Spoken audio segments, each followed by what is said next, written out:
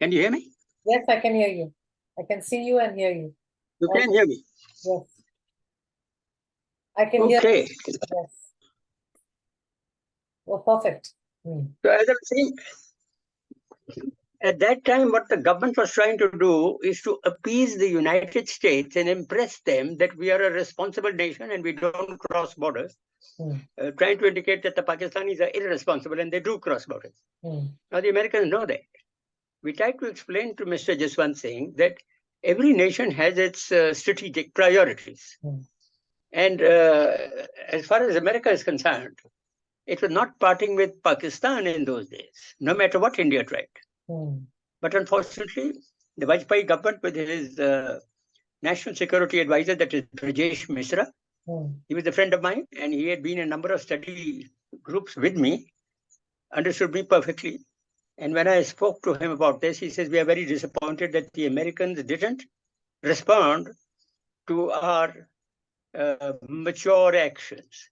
I said, the trouble with you people is that you're trying to impress people by attempting to lose on the battlefield, and you've killed a large number of Indian soldiers and officers, for which you should be ashamed.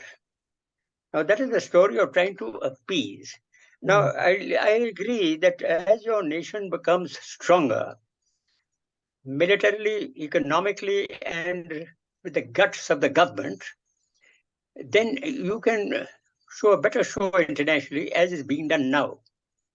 In other words, the previous government, Vajpayee, was a coalition government. He didn't have total majority, so he was somewhat controlled by the rest of the parliament. Whereas in the Modi government today, since he's got a vast majority, he can do what he wants to do, provided he has the guts to do it.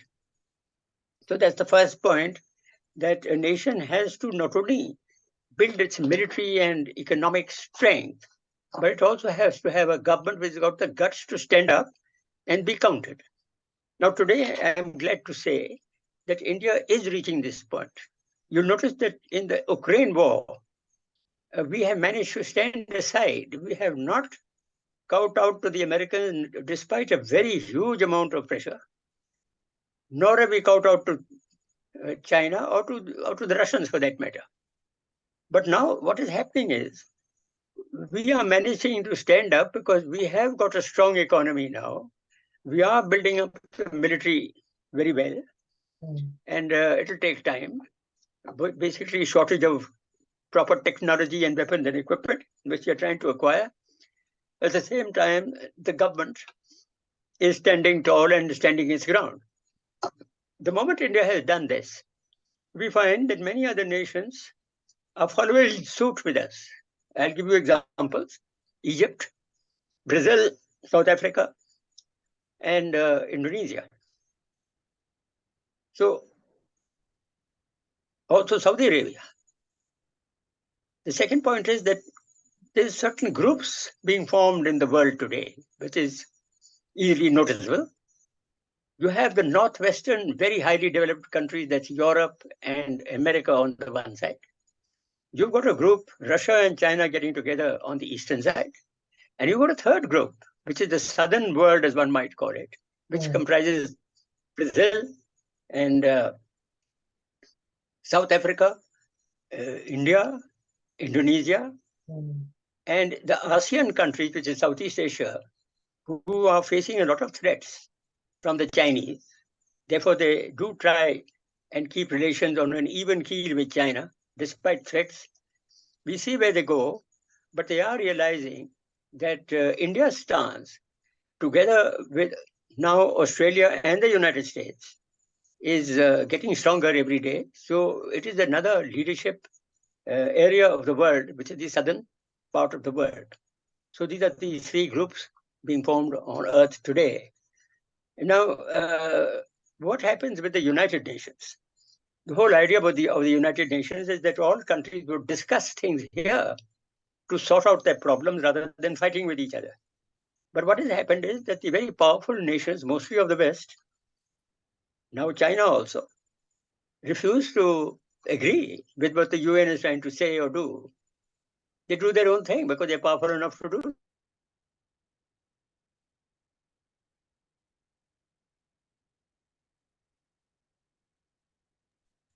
And the UN has no power to control these people.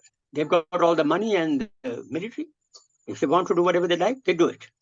So if you want to have a peaceful world, we have to have powerful nations, West and East and South, so balanced that they're not permitted to do whatever they like. As far as the Ukraine war is concerned, I mean, the Western propaganda is so strong. I've told you about this before, that you believe that everything is wrong with the Russians and all is right with the West. That Russians, without provocation, have attacked Ukraine. That is not so. And I gave you the example earlier about the Cuba missile crisis of 1962, where Khrushchev, the then chairman of the Soviet Union, was confronting United States of John Kennedy at that time was the president, and they nearly went to nuclear war because Americans were trying to put NATO's nuclear weapons and radars closer and closer to the Russian border. And Khrushchev decided that I'll put some missiles in Cuba. And Kennedy said, you can't put missiles in my backyard. And the Khrushchev said, well, certainly you also cannot put missiles in my backyard. So when NATO keeps on advancing and putting nuclear weapons closer and closer to Russia, Russia has been provoked. And Ukraine is being forced to join NATO. And there are two things. One is joining European Union and the other is joining NATO. Yeah. This encouragement and support of Ukraine is antagonistic to the Russian defense system. They feel that they are being imposed upon and have therefore decided to take certain areas of Ukraine, which, for instance, the Crimean Peninsula belonged to Russia for the last 300 years. And in the Soviet Union time, they had given it to Ukraine, which was part of the Soviet Union, to administer. Now Ukraine says it's their territory. It has never been their territory. In Soviet Union, I mean, Russia has reoccupied that because their Black Sea fleet is located there. I've told you this about before. You can't stop a nation like Russia from having a warm water port in the Black Sea so that they can do their trade properly. What's the purpose of trying to threaten and sort of choke the Russians in favor of Western power? Many of us feel that this is because the United States has got a military-industrial complex, which is billions of dollars being spent on latest technologies and things from the defense budget. Now, this defense budget cannot function unless you have an enemy of some sort. And they've selected Russia as the enemy, and they're trying to destroy it further. The pharmaceutical industry, I've told you this before, and also the armaments industry are making heaps of money, so much money, because they are the ones who are selling the technology and the latest weapons and trying it out in Ukraine and giving it to Ukraine. Old weapons have been given to Ukraine, whereas new weapons are being produced for the Western countries. Now, till some sense comes into this, there's not likely to be much peace. None of us see the end of the Ukraine war at the moment, because the president of Ukraine, that Zelensky, is a very brave man, no doubt, and he's handled his country extremely well. But he insists that the war will not stop till he reoccupies all the areas that Russia has taken in the east. I explained to you earlier that Ukraine itself, in the eastern area, has got a Slav population, which is more akin to Russia, and they speak the same language. Whereas the western side of Ukraine is more Teutonic, the German extraction. And so these two racial things also don't get on. Even the religion is different. In Russia, you have, and in eastern Ukraine, you have the Orthodox Christianity, which has its own systems. And whereas in the West, that is on the Western Ukraine, it's the Protestant Christianity. They don't get on with each other anyway. So there you see racial and religious conflict seems to be continuing here. Where it leads, we're not very clear, but we have to wait and see. But many of us are very happy to see that India stood its ground. There's another question about the American dollar. The American dollar, as you know, is the international currency for any type of international trade. It is the basic country and has been so right since the World War II finished. There is a famous Bretton Woods agreement of all countries which decided that the international currency would be the dollar. Now, because the Americans have this dollar control, they can stop trade of other countries, since their banks are the ones who produce the money for it, and they put sanctions, harsher and harsher sanctions. I told you earlier sometime when I was talking to Mr. Vajpayee, when he was going to be the Prime Minister, he said that India doesn't bother about sanctions because our markets are so large that we will be able to give all our produce to our own people. In fact, we are the only market for the whole of the world. Between us and China are the large markets which are ready to buy Western goods and things. So everybody will come in running back to us. Now, that's an interesting point, because the result is that when you give sanctions on the dollar, like you've done to the Russians, India is buying a large amount of Russian oil. And how do we pay for this? So there's a deal going on to have a ruble rupee exchange rate and to pay in Indian rupees or rubles. Similar with the Chinese. The Chinese have got the renminbi and they're doing renminbi ruble payment system and avoiding the dollar. What does this mean? I think this means that the power of the dollar is going to reduce. And I think it's going to happen that way. We wait and see whether it happens or it doesn't happen. But the power of the dollar is going to happen, go to drop. Now, funnily enough, even Saudi Arabia, which used to be friendly with the US, is now not friendly with the present Biden administration. And Saudi Arabia also is not kowtowing to them in regard to oil and other things which they are trading with the Russians and with others, not necessarily following the diktat of the United States. And this is an interesting situation in the world. It may lead to larger aspects of conflict, we don't know, because some of us do feel that if you push Russia too hard, then the nuclear option is available to them. They're the largest nuclear power in the world, and they can take on anybody that way. Now we have to see in the future what happens. But the world is also, no doubt, getting into a very dangerous situation. Now,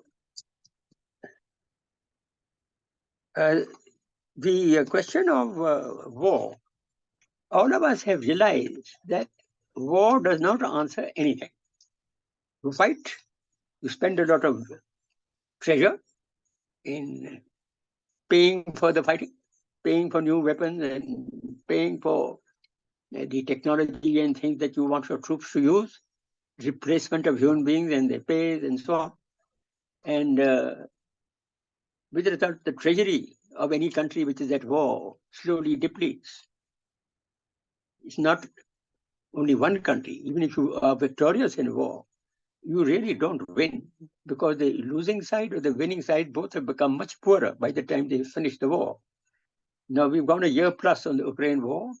Large amount of money is being spent mostly by the US. There is certain opinion rising in the United States itself that there are so many aspects of US life amongst the local people and others which require development funds. It's not as if the United States does not have a fair amount of poverty in the areas. And also, there are large number of parts of the population who require assistance, monetary assistance. But with billions of dollars being spent in Ukraine, the question really rises is, what are you doing for our own country rather than spending it by trying to arm Ukraine? In other words, America wants to win the war till the last Ukrainian. There is huge damage to Ukraine, not only of property, but also of population and the death rate there. So we want to see where this war leads. I want to say another thing about war. I've said this to you earlier. There's a lot of hate being generated.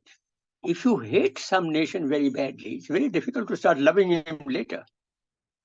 The point at issue is that human beings are human beings, and they're also children of God, if you like. And if you hate him or tell your population to hate him, that doesn't work. Because at the end of the day, hate never is a good feeling for anyone. And when the war stops and you have to make friends again, it becomes very difficult to make friends if you've shown a large amount of hate.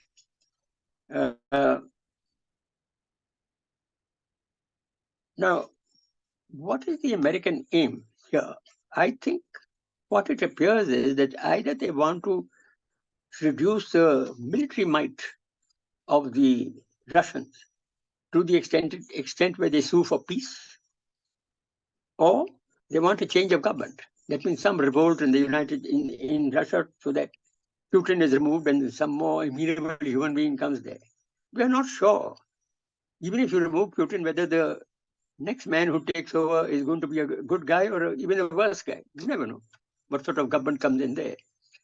And though the Western world does say that no, our intention is not to change the government, but that's what it appears. They want to damage the Russians. The Russians are having none of that. And yes, they have made mistakes in the Ukraine war, tactical and strategic mistakes, but they seem to be putting their act together.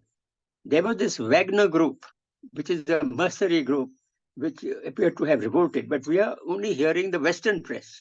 And the Western press loves to build all this up far beyond its necessity.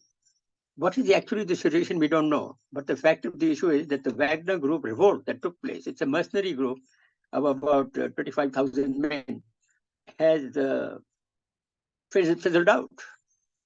And the leader of the Wagner group is actually supposed to be a friend of Mr. Putin. He's been selling hot dogs in his earlier days and has been a chef to Mr. Putin earlier. So, but the stories that we hear from the Western press are not necessarily correct. They all want to buck themselves up. But I don't think the Western war is going as well as they expected. Now, I want to say a few words about Kashmir. And now what is happening here is that our parliament has passed an order right from the time when Pakistan first attacked Kashmir in 1947-48, is that all areas that are occupied by the hostile power will be reoccupied by India. It's our land, because the Maharaja of Kashmir acceded to the Indian Union as per the Articles of Partition. That meant the whole of Kashmir. So now, what is going to happen here? Kashmir has been very well consolidated after the removal of Article 370. And also, the people of Kashmir, I visited there recently, spent a week there in April, and we found tremendous development there. People are much happier because lakhs of tourists have started coming there, and people are making a lot of money. The communication system has improved tremendously so that the produce of Kashmir is able to get out to the world. Excellent fruit and saffron, zafran, and various products of the valley which are unequaled. There are very few places in the world can produce that much of excellent fruit and zafran, things like that, poppies, and not poppies, but those type of flowers that are made in normally Holland and others are export all over the world.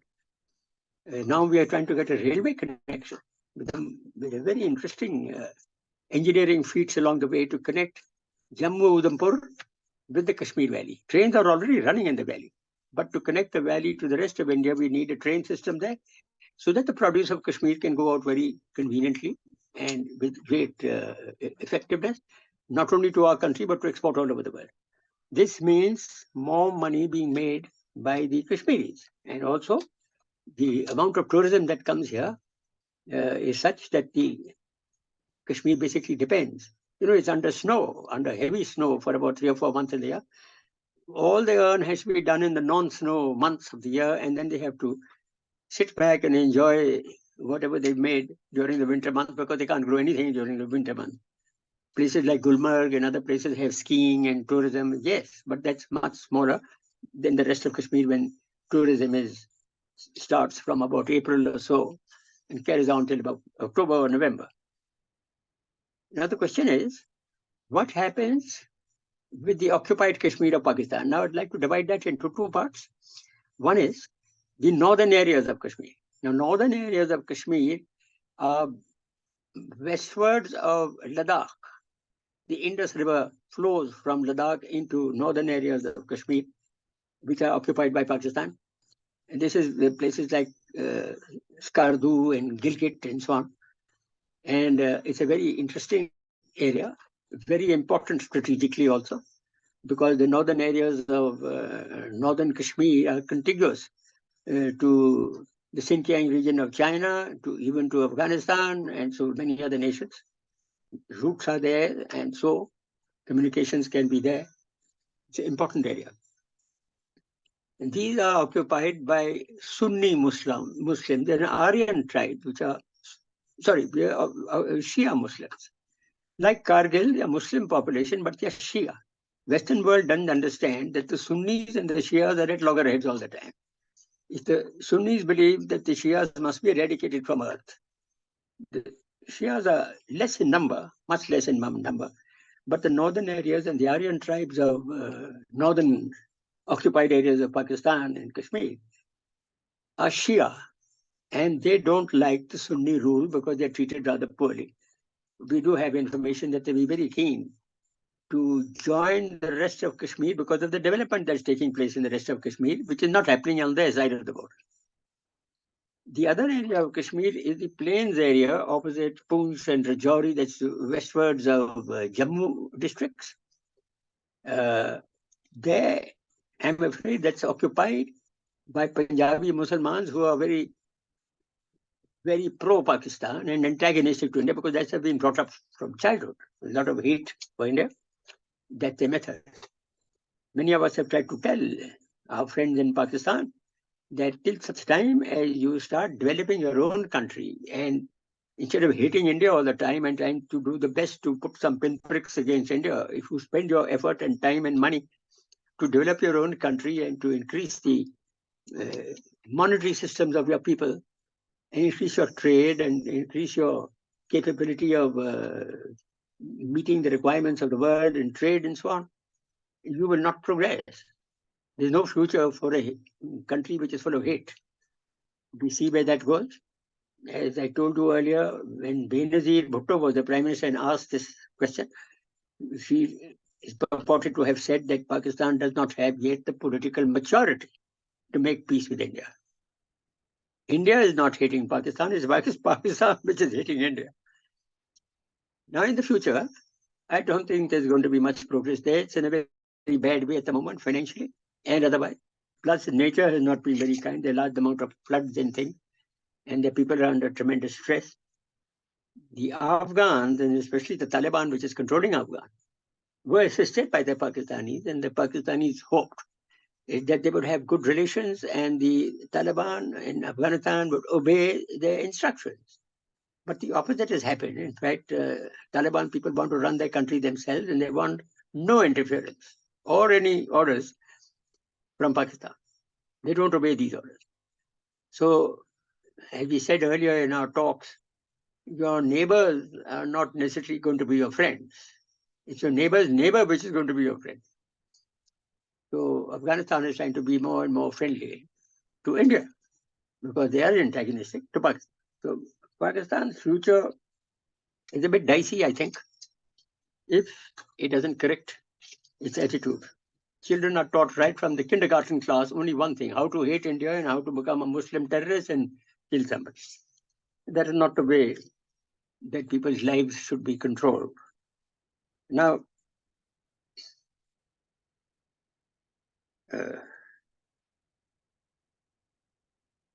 about Saudi Arabia and the Muslim Middle East. This government of ours is the first government which has come on a very good net with all the Muslim nations.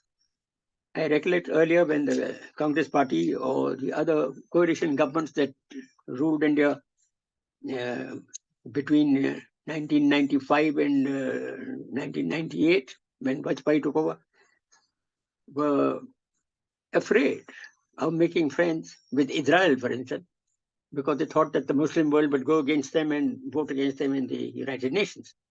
But the Vajpayee government sent the first Indian ambassador to Israel. That was our retired Lieutenant General J.F.R. Jacob of 1971 war fame when he was the Chief of Staff of Eastern Army and managed to convince General Niazi of Pakistan to give up, and we captured 93,000 prisoners. So General Jacob went as our first ambassador to Israel, and now we've got to see the ambassadors going to them and their ambassadors coming here. But the result, relations are very good. Israel is a very high technology country, and they have been managed to hold their own against the various Arab nations and the Palestinians. But whereas the rest of the Arab nations, Saudi Arabia and the Gulf countries were antagonistic earlier to Pakistan, to Israel, they were all becoming friendly slowly. There's the Abraham deals between Israel and the United Arab Emirates, which is functioning. They are Arabs and they have got on to a deal with Israel, and Saudi Arabia is likely to join this also. Secondly, through the initiative of China, Iran, which is a Shia country, it was very antagonistic to Saudi Arabia, which is a Sunni country, have also had started good relations and exchanged ambassadors with the assistance of Chinese foreign policy there. This is an interesting point, because whereas the United States normally had a lot of influence in the Middle East and was the arbiter of who got on well with whom, it was the US who managed to make a deal between United Arab Emirates and Israel. But now China has stepped into this, while the US has not been able to be friendly with Saudi Arabia. But China has stepped in and made for the first time relations good between Iran and Saudi Arabia. The result is that the war in Yemen, which was supported by Iran, and the other side was supported by Saudi Arabia, lasted for the last almost 10 years. Large amount of destruction and killing of human beings has come to an end. Now, this is an interesting thing in the world happening. Of course, China is our neighbor, and yet I can assure you that China is advancing very fast. And really speaking, we have to, I've said this earlier to you, that we have to deal with China in a more, what shall I say, of course, we'll defend our borders, but we have to become friendly as far as trade and things like that are concerned. There's no point in fighting in China because it's our neighbor. And I don't think the future is good if we keep contesting whatever happens between us and China, which means that the northern border has to be settled. This requires political and diplomatic initiatives on both sides. I think that has to be done, because once this border is settled, I presume that relations will improve. Also, the leadership of China at the moment is a bit of a dictatorship. That is Xi Jinping. And he got all the power in his own hands. Well, we'll see how long he lasts. Nobody lasts forever. Number two is that we do get some report to the effect that some of the Chinese leadership is not very happy with this situation, because after all, there's so many leaders. There are military leaders, political leaders, bureaucratic leaders, you name it. They all want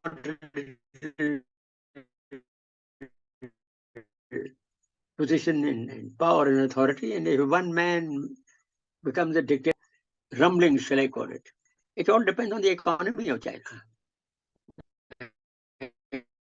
The economy seems to be going down no matter what they try. As long as people are making money and are very comfortable, then they.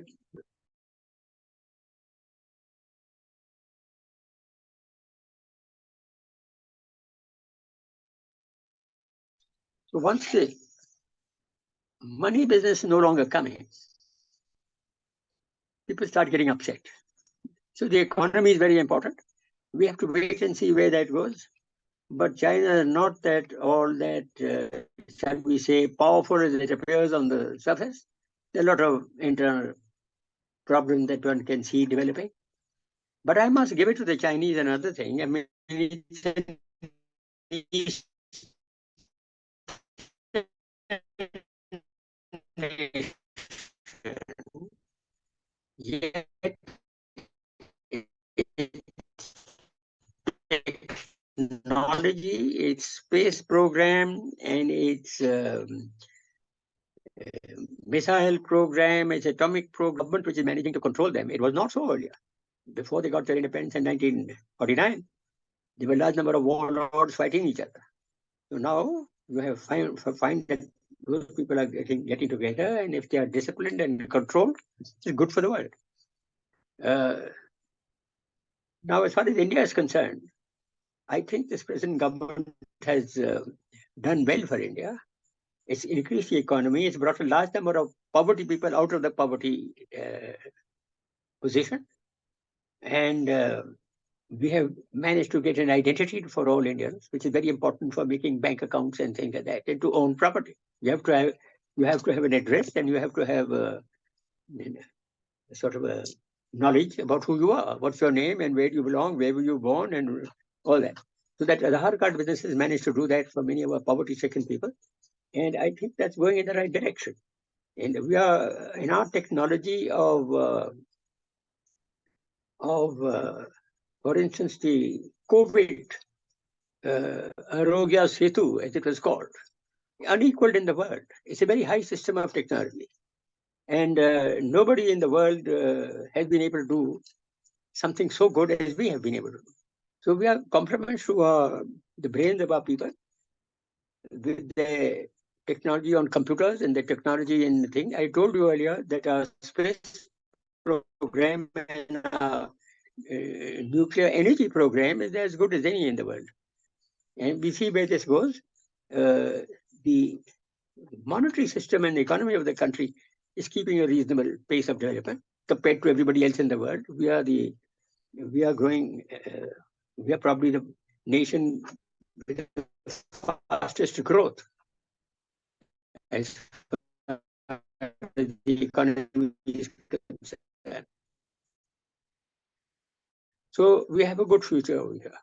And I think time has come for India to become a major force in the world, not a military force, but a force of moral standing, shall I call it, where you are trying to be good to everybody. And at the same time, you don't have only a greed for yourself.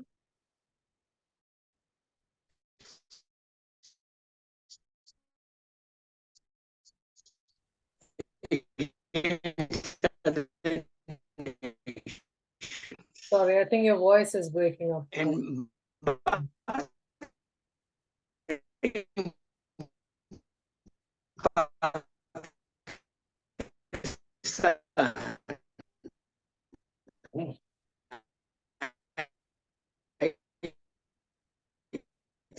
Can't hear you, Jamil. I think the voice is breaking up. with all countries in the world is extremely good. And we wait and see what agenda, how